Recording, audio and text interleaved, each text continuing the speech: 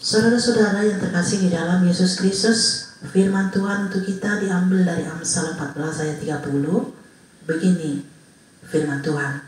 Hati yang tenang menyegarkan tubuh, tetapi iri hati membusukkan tulang. Amsal 15 ayat 4. Lidah lembut adalah pohon kehidupan, tetapi lidah curang melukai hati. Sampai di sini firman Tuhan.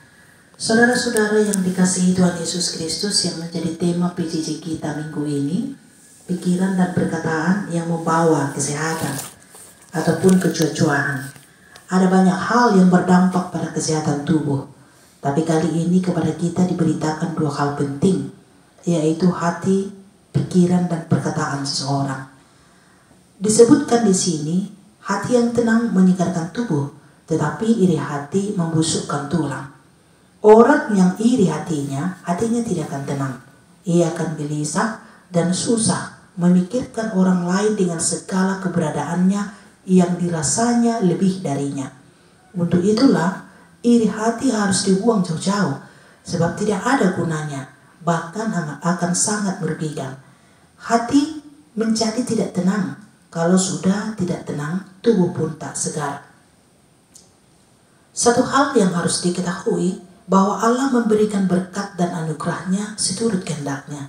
Jika saudara melihat ada orang yang berhasil dalam hidupnya lebih dari saudara, itu adalah karena usaha dan berkat Tuhan yang melimpah atasnya. Dan kepada saudara pun akan terjadi hal yang sama kalau saudara mau berupaya dan meminta berkat Tuhan.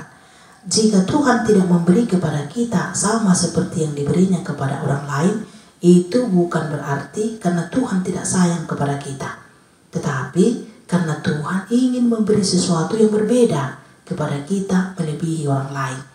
Jadi lihat dan perhatikan serta hitunglah berkat-berkatnya yang diberinya kepada kita.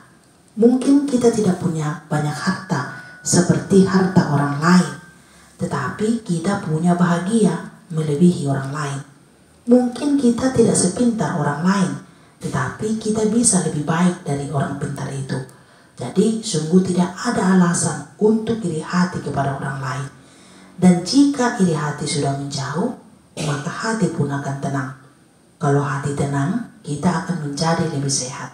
Tubuh menjadi segar dan tulang pun tidak membusuk seperti yang dituliskan pengamsal ini. Hal lain yang mempengaruhi kesehatan adalah perkataan.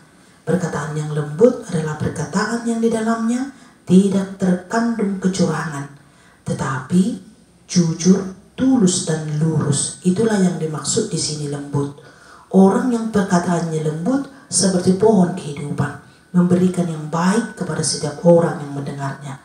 Lidah yang lembut bukan berarti lidah yang mengeluarkan kata-kata manis yang menipu, sehingga yang mendengarnya pun dirugikan. Perkataan yang lembut tidak melukai, tapi menyegarkan dan menyenangkan setiap orang yang mendengarnya.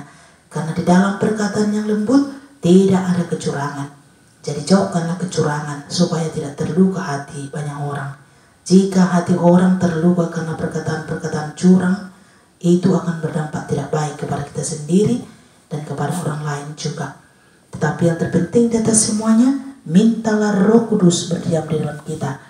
Sebab Roh Kudus akan membuahkan perkataan-perkataan yang lembut, pikiran dan hati yang tenang. Amin.